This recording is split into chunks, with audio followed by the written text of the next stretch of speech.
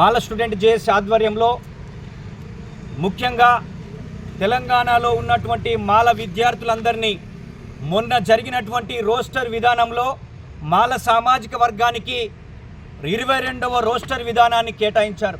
ముఖ్యంగా ఈ తెలంగాణ రాష్ట్రంలో 2వ అత్యంత జనాభా కలిగినటువంటి మాల సామాజిక వర్గాన్ని బిలో కేటాయించి వారికి రోస్టర్ పాయింట్ 7ను కేటాయించాల్సినటువంటి అవసరం ఉండే. దీన్ని మేము తీవ్రంగా ఖండిస్తూ ఉన్నాం. యావత్ తెలంగాణలో ఉన్నటువంటి మాల విద్యార్థులు నిరుద్యోగులందరూ కూడా చాలా ఇబ్బంది పడుతున్నటువంటి ఈ యొక్క సందర్భంలో మేము మాల విద్యార్థుల తరపున మాల సామాజిక వర్గం తరపున ఈ యొక్క రేవంత్ రెడ్డి ప్రభుత్వం చేసిన వర్గీకరణ చెల్లదు అని చెప్పేసి చెప్పదలుచుకున్నాం. ముఖ్యంగా లేటెస్ట్ సెన్సెస్ సుప్రీంకోర్టు తీర్పు ప్రకారం లేటెస్ట్ లెక్కలు తీసుకొని ఆ యొక్క జనాభా దామాష ప్రకారం 1950లో ఉన్నటువంటి జనవరి 26 భారత రాజ్యాంగం అమల్లోకి వచ్చినప్పటి నుంచి 15% ఉంది. మరి ఈరోజు 75 సంవత్సరాల తర్వాత ఎస్సీల పాపులేషన్ తెలంగాణలో 70 లక్షలు ఉంటే వాళ్లకు 15% రిజర్వేషన్ను ఎందుకు పెంచలేదని చెప్పేసి మేము రేవంత్ రెడ్డి ప్రభుత్వాన్ని అడగదలుచుకున్నాం.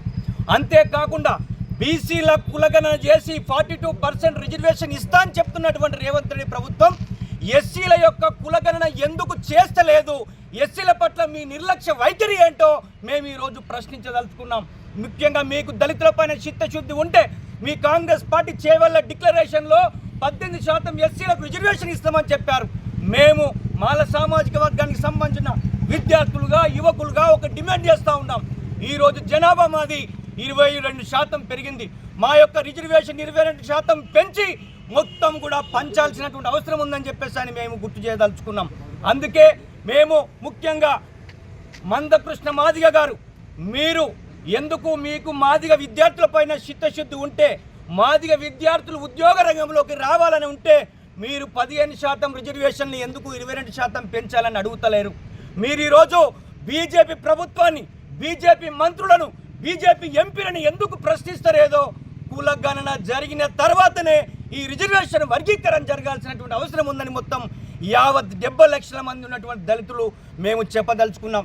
ముఖ్యంగా మందకృష్ణ గారు ABCDEFగా నువ్వు ఏదైతే ఉమ్మడి రాష్ట్రంలో చేసిర్రో ఈరోజు ఈ యొక్క తెలంగాణ ప్రభుత్వం 1 to 3 వరకు చేశారు.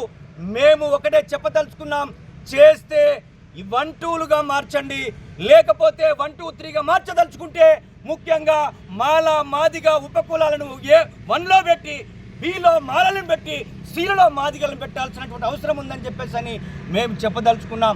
ముఖ్యంగా ఈ తెలంగాణలో ఉన్నటువంటి మా విద్యార్థులను ఏకం చేయడానికి ఈ రిజర్వేషన్ వర్గీకరణ జరిగినటువంటి తీరును ఎండగట్టడానికి ముఖ్యంగా దళితులపైన మీకు చిత్తశుద్ధి ఉంటే దళితులు అభివృద్ధి చెందాలని మీరు అనుకుంటే మాత్రం మీ యొక్క చేవల్ల డిక్లరేషన్ అన్న చేయండి, లేకపోతే 2025 లేటెస్ట్ సెన్సెస్ ప్రకారం లెక్కలు చేసిన తర్వాతనే ఈ వర్గీకరణ చేయాలని చెప్పేసి మేము ఈ రాష్ట్ర ప్రభుత్వానికి డిమాండ్ చేస్తూ ఉన్నాం. ముఖ్యంగా బీజేపీ ఉపకులాలలో ఉన్నటువంటి వాళ్ళతోటి మా మిన్నే ప్రెస్ మీట్లు పెట్టిస్తున్నటువంటి మందకృష్ణను మేము అడగదలుచుకున్నాం.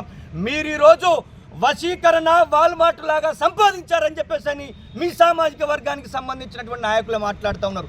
దీని మీద న్యాయ విచారణ జరపాలని చెప్పేసి మేము డిమాండ్ చేస్తూ ముఖ్యంగా మాల సామాజిక వర్గం మీరు మొన్న చేసినటువంటి వర్గీకరణ వల్ల మాల సామాజిక వర్గానికి అన్యాయం జరిగింది, రోస్టర్లో అన్యాయం జరిగింది. రేపు గ్రూప్ 1 కానీ గ్రూప్ 2 కానీ టీచర్ ఉద్యోగాలలో కానీ MBBS సీట్లో కానీ బీటెక్ సీట్లలో కానీ మాల సామాజిక వర్గానికి అన్యాయం జరిగేటువంటి పరిస్థితి ఉంది. కాబట్టి మొత్తం కూడా తెలంగాణ అంతా తిరిగి మా విద్యార్థులను సమీకరించి ముఖ్యంగా మార్చి 1st వీక్లోనే మాలల విద్యార్థి గర్జన ఈ ఉస్మానియా యూనివర్సిటీ వేదికగా నిర్వహించబోతున్నాం.